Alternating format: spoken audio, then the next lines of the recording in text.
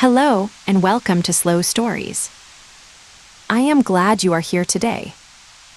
Today's story is about a quiet evening that becomes something unexpected. A young woman is at home alone when the lights go out. Small things go wrong, but something good happens too. Let's begin. It was a Tuesday evening in October. The day had been ordinary: work, lunch, more work than home. Nothing special happened that Tuesday. It was a very ordinary day. Maya closed the front door and dropped her bag on the floor. She took off her shoes and let out a long breath. She was ready to settle in for the evening. She liked to settle in early on weekdays. First, she changed into warm clothes. Then she went to the kitchen to find something to eat. She opened the fridge. There were some leftovers from Sunday, rice and a little chicken. She smiled. Leftovers were easy. She put the leftovers in a pan and turned on the stove. The apartment was small but warm. She could hear the hum of the refrigerator. That quiet hum was part of every evening. She liked that hum. It meant everything was normal, everything was running. The hum, the warm light, the smell of food, it all felt good. Maya stirred the rice in the pan. She thought about watching a film after dinner. She already knew which one. She had saved it for a night like this. An ordinary Tuesday night, all settled in, with leftovers and a film. She felt happy about that. Then the hum stopped. Maya had an ordinary Tuesday. She came home to settle in. She was heating leftovers. The hum of the fridge was part of the evening until it stopped. The hum stopped. Then the lights went out. The whole apartment went pitch black. Maya stood very still. For a moment, she did not move at all. It was pitch black. She could not see her own hand. She reached for the counter next to her. She found it with her fingers and held on. Reaching for something solid helped her feel less scared. She looked at the window. Outside, the street was dark too. The shop across the road dark. The building next door dark. This was not just her apartment. This was a power cut. A power cut means the electricity stops, for the whole street, sometimes the whole neighborhood. Power cut. She said it quietly to herself. Okay, she thought. This is a power cut. She needed to move carefully. She took one small step, then another. She stumbled on her bag, the bag she had dropped on the floor. She grabbed the wall. Stumbling in the dark is not dangerous, but it is surprising. She laughed a little at herself. She reached for her phone on the table. She found it and turned on the small torch, the light on the back of the phone. A small circle of light appeared on the floor. She let out a breath. Better. Much better than pitch black. The lights went out, a power cut. The whole street was dark. Maya reached for the counter and then her phone. She stumbled on her bag but was okay. The phone torch helped her see. Maya held the phone torch in front of her. She moved slowly to the kitchen drawer. She began to rummage through it. When you rummage, you push things around quickly. She rummaged through old batteries, pens, rubber bands, and a small key. She did not know what the key opened. No candles in the kitchen drawer. She tried the drawer in the hallway. She rummaged again. More pens, a takeaway menu, a pair of scissors. Still no candles. Then she remembered. There was a box in the cupboard above the wardrobe. She had put things in that box when she moved into the apartment. That was 2 years ago. She climbed carefully onto a chair. She reached up and pulled the box down. It was dusty.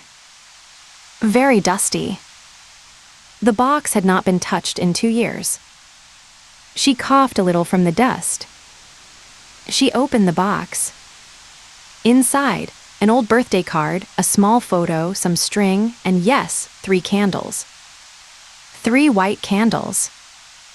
And 1 box of matches. She felt relief. Relief is that good feeling when something worrying stops. She felt real relief when she saw those candles. She took the candles to the kitchen table. She lit the first one. The small flame moved in the air. Then it became still. Warm yellow light filled the table. She lit the second candle, then the third. The kitchen looked different in candlelight.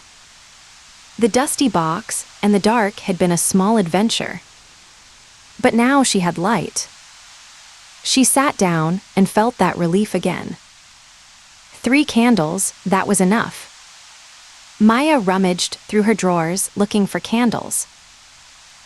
She found a dusty box in the cupboard. Inside was a small surprise, 3 candles and matches. She lit them and felt relief. Maya sat at the kitchen table with her 3 candles. She ate the rest of the cold leftovers from the pan. They were not warm anymore, but she ate them anyway. Then she heard a knock at the door. She hesitated.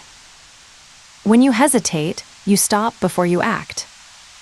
She hesitated because the knock was unexpected. Who visits on a Tuesday evening with no electricity?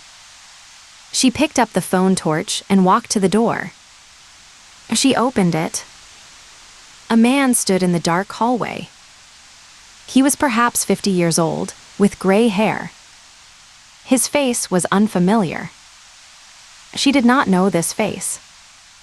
It was completely unfamiliar to her. He held a small torch like hers. He said, "Hello, sorry to bother you. I live in apartment 7. He pointed down the hall. Apartment 7 was just 2 doors away. Maya had lived here for 2 years. She did not know the person in apartment 7. This felt a little awkward. It was awkward, 2 neighbors who did not know each other. He seemed to feel the awkward moment too. He smiled and said, "I am David. I wanted to check, do you have a phone signal?" Maya looked at her phone. She had 1 bar of signal. She said a little, "Not much." David nodded slowly. He said, "I called the electricity company. They say the power comes back in about 2 hours." 2 hours? Maya nodded. Then, because it was awkward to just stand there, she said, "I have candles. Do you want one?" David looked surprised. He said, "Are you sure?" She said, "Yes, I have 3. I only need 2. He smiled a real smile, not just polite. The awkward feeling was a little less now. A neighbor knocked at Maya's door. His face was unfamiliar. She did not know him. It felt awkward at first. But Maya offered him a candle, and the awkward feeling got smaller. Maya hesitated for just a second. Then she said, "Do you want to come in, just until the power comes back?" She invited him in. When you invite someone, you ask them to come. David looked at the warm candlelight in the kitchen. He said, "Thank you, yes." She invited him to sit at the small kitchen table. She put the 3rd candle in front of him. They sat across from each other. For a moment, neither of them spoke. Then David said, "Did you have power cuts as a child?" Maya thought about it. She said, yes, my grandmother lived in a village. The power went out every winter. David laughed. He said, same. In my country, power cuts were common in summer. Common means something happens often. In his home country, power cuts were very common. He said, my mother cooked everything on a gas stove, so it did not matter much. Maya smiled. She said, my grandmother used candles and an old lamp. They talked about their grandmothers.